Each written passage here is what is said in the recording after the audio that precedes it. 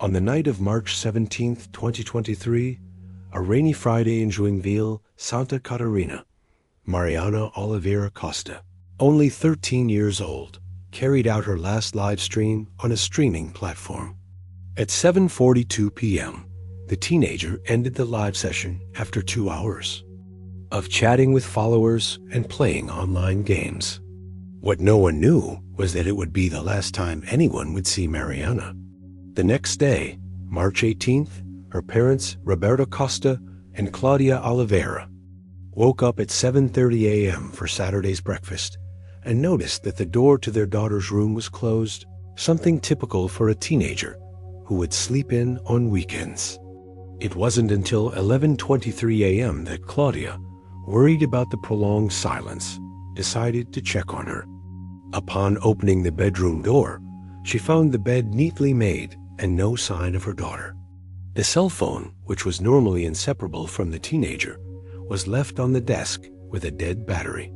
The window of the bedroom, located on the second floor of the house in a middle-class condominium in the American neighborhood, was unlocked, a detail that immediately raised an alarm for the parents. Mariana would never leave without telling anyone, and she would never leave her phone behind. It was like an extension of her body, Claudia stated in her first police report, filed at 2:09 p.m. that same day at the Children and Adolescent Protection Police Station, DPCA, in Joinville. Mariana was an 8th grade student with above average grades, especially in math and science. Shy at school, she found a space to express herself on the internet through gaming live streams and conversations with followers. With a height of 1.60 meters, long brown hair usually tied in a ponytail, and braces, the teenager had a small circle of close friends, both at school and online. She had started streaming about 8 months prior, always with our permission and supervision. At least that's what we thought, commented Roberto, a 42-year-old civil engineer, visibly shaken during his initial interview with investigators. The first 24 hours after the disappearance were marked by intense searches within the condominium, at friends and family members' houses, and at the places Mariana frequently visited. The weather in Joinville that weekend was particularly difficult for the search efforts, with heavy rain and temperatures around 28 degrees Celsius, typical of the autumn in the southern region of Brazil. The reduced visibility and partially flooded streets hampered the initial work of the search teams. The community mobilized immediately. By 4 p.m. that same day, neighbors, family members, and volunteers had already formed groups to distribute posters with Mariana's photo throughout the neighborhood and nearby areas. Social media quickly became a central point in the search, with the hashtag Where is Mariana gaining traction within hours. We saw in her not just the daughter of our neighbors, but our own daughters. A girl loved by everyone in the condominium, always polite and smiling, said Patricia Mendez, the manager of the residential complex, where the family had lived for 5 years. The civil police of Santa Catarina immediately began the missing persons protocol without waiting the usual 24-hour period due to the victim's age and suspicious circumstances. Police Chief Marcelo Santos, who was responsible for the case, authorized the start of investigations at 2:47 p.m. on the same day, emphasizing the importance of the first few hours in missing person cases involving minors. Every minute counts when it involves children and adolescents. The 24-hour waiting period is a dangerous myth that doesn't apply in these cases, explained the chief in a press conference held on the morning of March 19th. The condominium security cameras became the first focal point of the investigation. Images captured between 11 p.m. on March 17th and 6 a.m. on March 18th were urgently requested and analyzed. The initial check revealed something disturbing.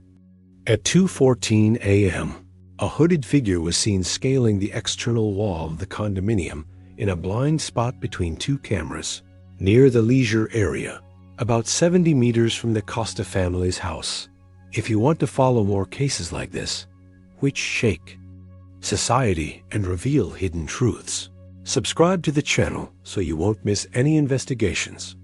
The first week after Mariana's disappearance was marked by intense investigative activities. On March 20th, 3 days after the disappearance, the civil police of Santa Catarina formed a task force dedicated exclusively to the case, bringing together 8 investigators, 2 police chiefs, and a team of digital forensics analysts. The magnitude of the case also justified the involvement of the federal police, which officially joined the investigation on March 22nd, expanding the search scope beyond state borders. The involvement of the internet in the case and the possibility of an interstate crime justified our participation from the start, stated the regional superintendent of the federal police in Santa Catarina, Alexander Morai, in an official statement. Mariana's phone found in her room became a key piece of evidence in the investigation. Forensics technicians spent 16 hours breaking the password to access the content of the phone. What they found caused the investigation to take a completely new direction. In the 30 days leading up to her disappearance, Mariana had exchanged more than 450 messages with a user identified as Game Master BR on a messaging app popular among gamers. The conversation started innocently, discussing game strategies, but gradually evolved into more personal exchanges, eventually crossing into troubling territory, stated digital forensics expert Renata Compass, responsible for analyzing the phone. On February 14th, exactly 1 month before the disappearance, the user began asking Mariana for pictures, initially simple selfies, but gradually requesting more revealing images. The analysis of the messages revealed a classic grooming pattern, where predators online gradually gain the trust of minors to later exploit them. He used sophisticated psychological manipulation techniques, alternating between excessive compliments, creating a sense of exclusivity in the relationship, and at times subtle threats of exposure, explained forensic psychologist Dr. Luciana Brandao, a consultant in the case. In parallel to the digital analysis, investigators interviewed 27 of Mariana's classmates within the first 5 days after her disappearance. 3 of her closest friends revealed that the teenager had mentioned an online special friend, but never shared specific details about him. Julia Markins, 14 years old, Mariana's best friend, provided a crucial testimony. She told me that she had met someone different in the live streams, someone who truly understood her.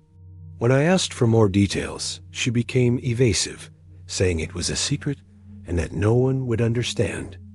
This happened about 2 weeks before Mariana disappeared, Julia said in her official statement on March 21.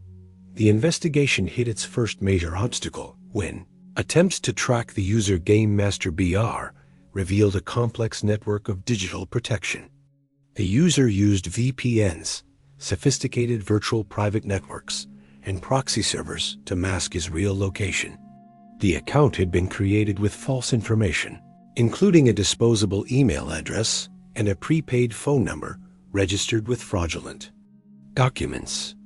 We are dealing with someone who has advanced knowledge of digital security and who carefully planned his actions to avoid being tracked, said Police Chief Marcelo Santos in a press conference on March 23rd. Breakthrough occurred on the 6th day of the investigation, when security camera footage from a gas station on BR 101, 8 kilometers from Mariana's condominium, captured images of a girl with physical characteristics similar to the missing teenager, voluntarily entering a silver Fiat Strada at 2:49 a.m. on March 18. The girl was wearing a hoodie and carrying a small backpack. The vehicle's license plate was partially visible, but enough for investigators to identify the first 3 characters, KH. This discovery led to an intense search for vehicles with these characteristics within a 200 kilometers radius of Joinville. In 48 hours, 143 vehicles were identified as potential matches.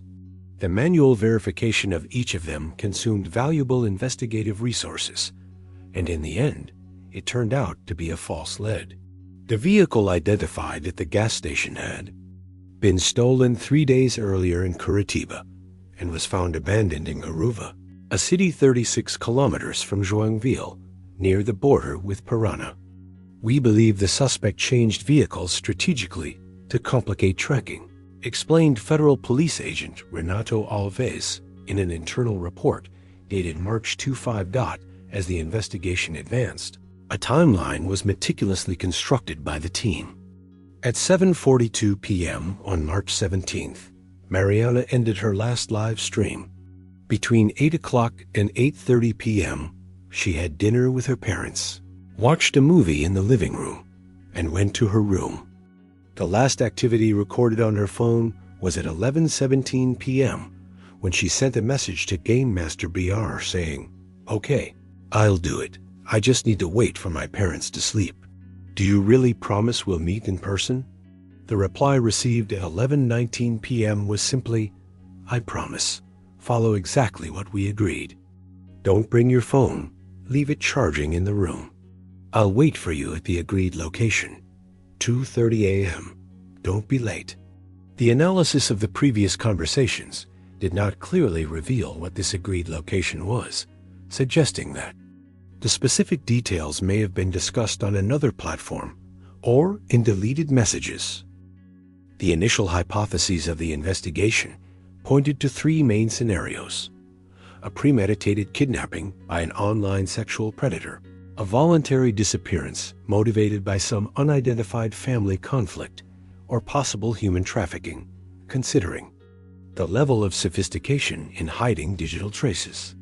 The family scenario was quickly ruled out after extensive analysis of Mariana's home life. Interviews with family members, teachers, and analysis of messages exchanged with friends revealed a stable and loving environment with no signs of significant conflicts. The teenager's school and psychological history did not show any indicators of risk for voluntary escape. As the first week of investigation came to an end, the case gained national attention. On March 25th, Mariana's disappearance made headlines in major newspapers and was the subject of special reports on the most watched television programs. The media coverage brought both benefits and complications to the investigation. On the one hand, the exposure of the case increases the chances of receiving useful information from the public. On the other, it puts pressure on the investigative team and may alert the perpetrator, causing him to take additional steps to hide evidence, pondered Chief Santos in an internal meeting documented on March 26. By the end of the first week, the investigation had collected 197 testimonies, analyzed 43 hours of security camera footage, examined 5 suspicious vehicles, and searched 17 locations of interest. Still, Mariana remained missing, and the mystery behind her disappearance seemed to deepen. In early April 2023, 2 weeks after Mariana's disappearance, the investigation entered what experts call the critical period, the time when the initial clues have already been explored and the pressure for results increases exponentially. It was in this context that a significant discovery occurred. On April 3rd, Mariana's computer science teacher, Fernanda Teixeira, voluntarily came to the police station with potentially relevant information. During a practical lesson held in February, approximately 1 month before her disappearance, Mariana had used one of the school's computers to access her social media. The school system, for security reasons, kept a record of activities on the computers used by students. I remember that Mariana seemed particularly agitated that day, switching between excitement and nervousness. She stayed at the computer during the break, even when the other students left. The teacher reported. The computer records revealed that Mariana had accessed an online mapping platform and searched for a specific location, a rural area in the municipality of Campo Alegre, about 65 kilometers from Joinville. The teenager had marked a specific point and sent the location to an unknown email gm.encontro@protonmail.com. This was the first tangible mistake of the suspect. He created an email address with a name that indirectly connects to the pseudonym Game Master BR, establishing a link that gave us a new lead, explained Federal Police Agent Renato Alves. The marked location on the map corresponded to a secluded rural property, accessible only by a dirt road. About 7 kilometers from the main highway. An initial check of property records revealed that the land was registered under the name of an offshore company, Horizonte Investimentos LLC, based in the Cayman Islands, an arrangement often used to conceal the real identity of property owners. Parallel to this discovery, the digital analysis team was able to recover seemingly deleted data from Mariana's phone. Among this data were screenshots of conversations conducted on an app that automatically deletes messages after they are read. These screenshots, saved by the teenager, likely as a form of personal record, revealed something deeply disturbing. In one image dated March 1st, the user Game Master BR wrote, "I've done this before. 5 times. They all came back home eventually. It's just a game, a test. You'll be the 6th and the best of all. It'll last just 1 week, I promise. Your parents will worry, but it's the price to pay for a unique experience." Another screenshot from March 10th contained a veiled threat. "If you back out now or tell anyone, I'll share our conversations with all your school friends and your parents. They'll see the kind of things you wrote to me, the photos you sent. Your life will be ruined. No one will understand that it was all my fault." These messages shed new light on the case, indicating that the disappearance could be part of a behavioral pattern of a serial predator who had already done something similar with other victims. The mention of the previous 5 cases immediately became the focus of a national search for similar cases. We began cross-referencing data with disappearances of teenagers between the ages of 12 and 15 across the country in the last 3 years, looking for similar patterns. Victims who disappeared overnight, had intense online activity, and eventually returned after periods of approximately 1 week, explained Delegate Carla Mendonca, who joined the task force on April 5th. This analysis identified 7 potentially related cases, 2 in São Paulo, 1 in Rio de Janeiro, 2 in Paraná, 1 in Minas Gerais, and 1 in Rio Grande do Sul. In 5 of these cases, the teenagers had returned home after periods ranging from 5 to 9 days. In all cases where there was a return, the victims exhibited similar behavior. They refused to talk about where they had been or what happened. They showed signs of psychological trauma and initially denied any prior contact with strangers online. On April 7th, the team was able to interview one of the previous victims, a 14-year-old girl from Curitiba, who had disappeared for 5 days in October 2022 and returned with drastically altered behavior. After weeks of therapy, she had started to partially talk about her experience, but never revealed full details to the authorities. With her parents' permission and psychological supervision, the interview was conducted by Dr. Luciana Brandão, a child trauma expert.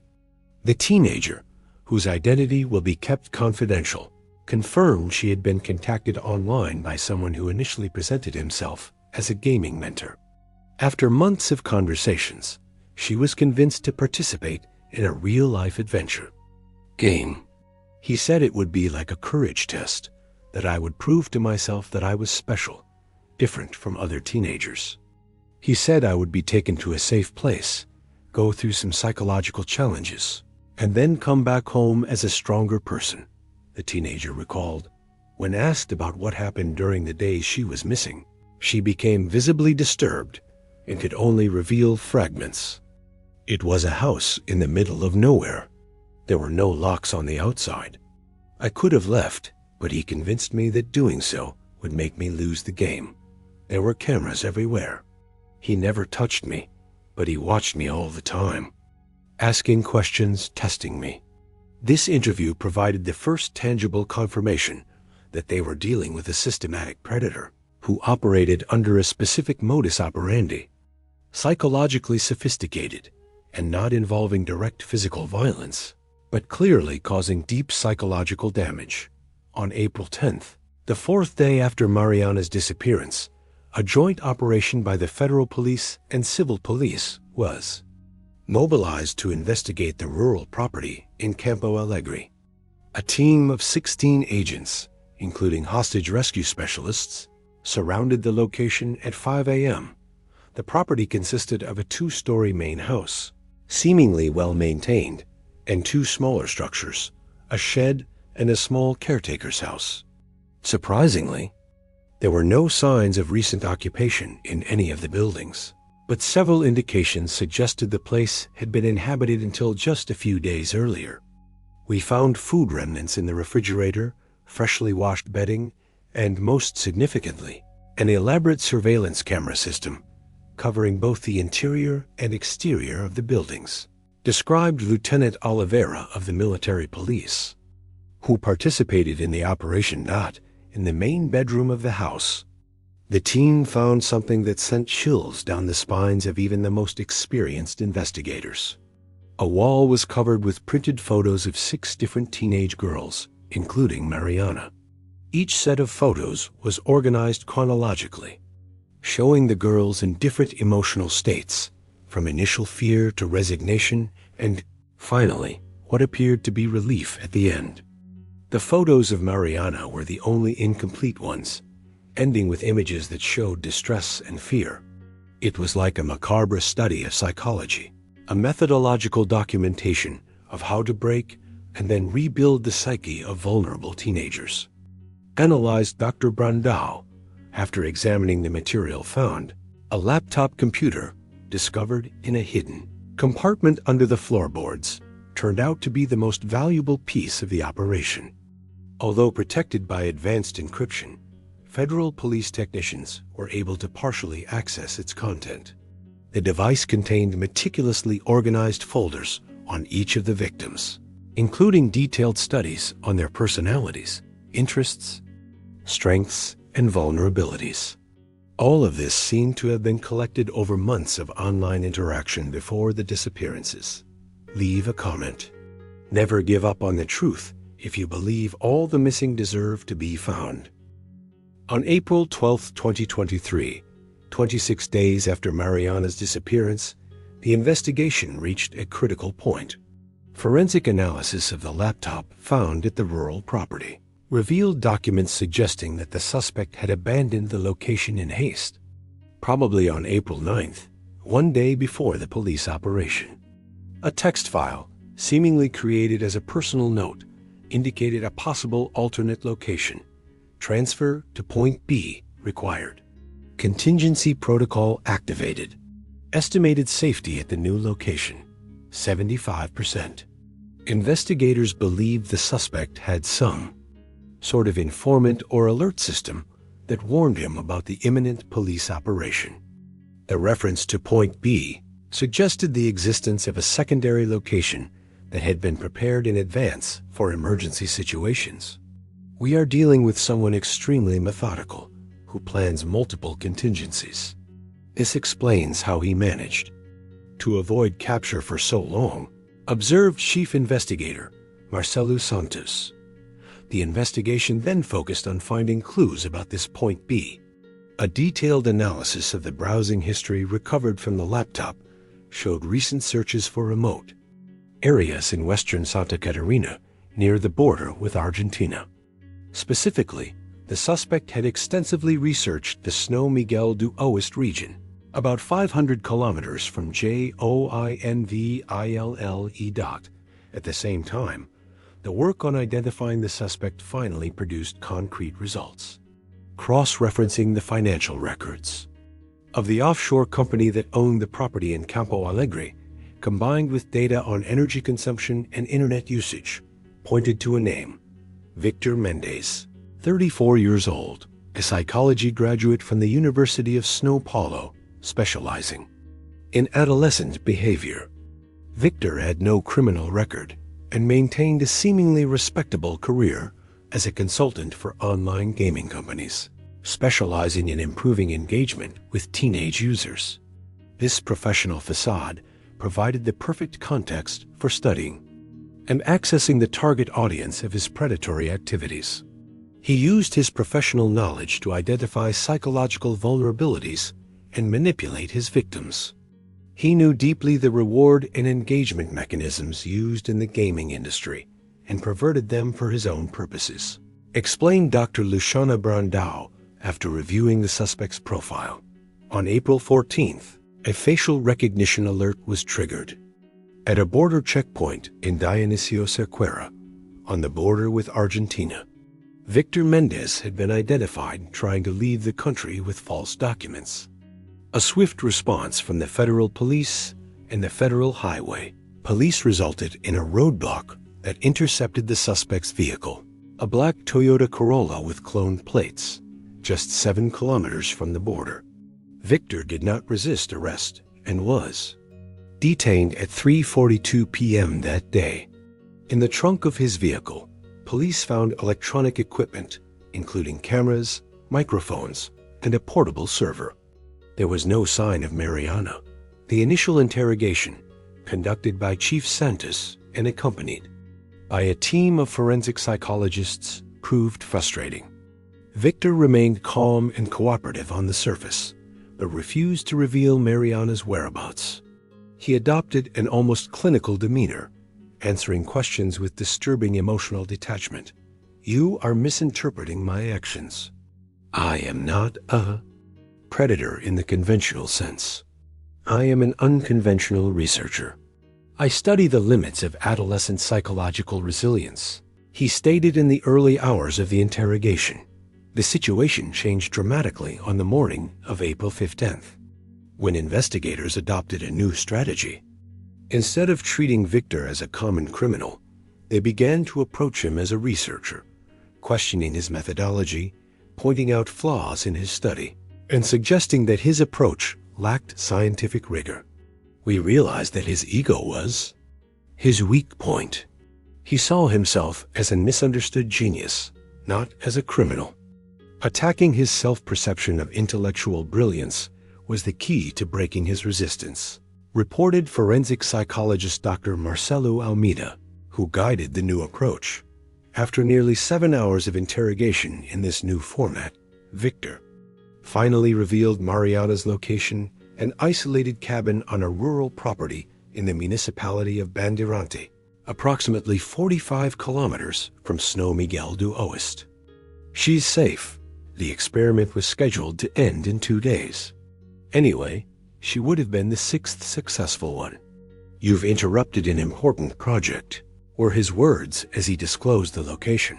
A rescue operation was immediately mobilized.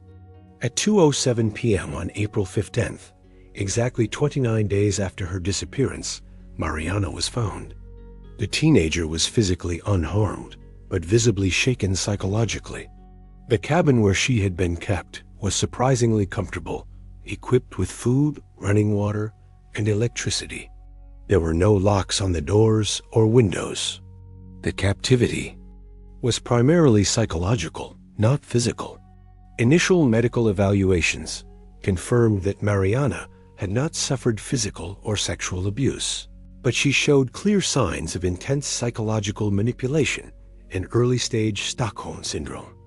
She exhibited conflicting feelings toward her captor, alternating between fear and a strange sense of loyalty. "He said I was special, the strongest of all, that I was almost completing the final test," were her first words to the officers who rescued her. The reunion with her parents, which took place at the regional hospital in São Miguel do Oeste at 11:05 p.m. that same day, was filled with emotion. Roberto and Claudia, who had spent nearly a month in agony, were finally able to hug their daughter again. "It's like being reborn.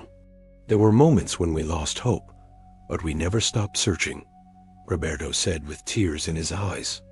During a brief interview the following morning, Mariana's recovery would be a long process. The medical and psychological team that initially treated her recommended intensive treatment for complex trauma, estimating a period of at least 1 year of specialized therapy.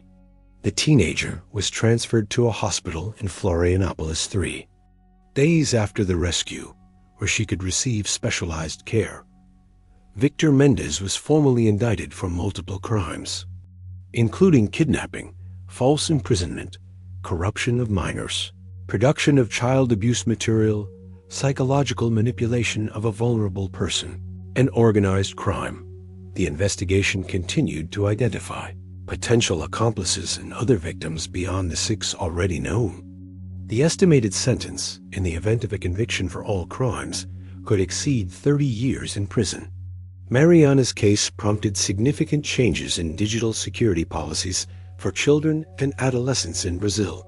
In August 2023, the National Congress approved, on an urgent basis, the Mariana Law, which established stricter protocols for digital platforms regarding the protection of minors and the detection of online predatory behavior. In September of the same year, the Ministry of Education, in partnership with the Ministry of Justice, launched a national digital education program for schools, focusing on online safety and the identification of psychological manipulation topics that had previously received little attention in school curricula. For the families of the victims, the case marked the beginning of a long recovery process.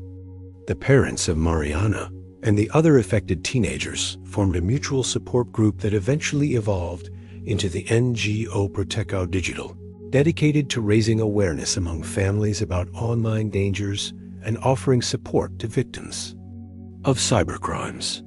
1 year after the rescue, in April 2024, Mariana gave her first and only interview under controlled conditions with psychological supervision. Now 14 years old and demonstrating remarkable resilience, she shared a powerful message. What happened to me can happen to anyone. The internet is like a wonderful forest, but full of hidden dangers. I learned in the worst way possible that not everyone is who they say they are. Today, I use my experience to help other teenagers protect themselves. I didn't let him steal my future or my voice. The trial of Victor Mendez, which began in February 2024, is still ongoing. Mental health experts from all over the country have been following the case, which has become an important study on psychological manipulation and online predation. The methods he used to select, manipulate, and controlled his victims have been documented and are now used in training programs for digital security professionals throughout Brazil. Mariana's case, tragically, is not unique. It represents only the tip of the iceberg of online predation affecting teenagers worldwide. However, the successful resolution of the case, the rescue of the teenager, and the social and legal changes that followed offer a glimpse of hope.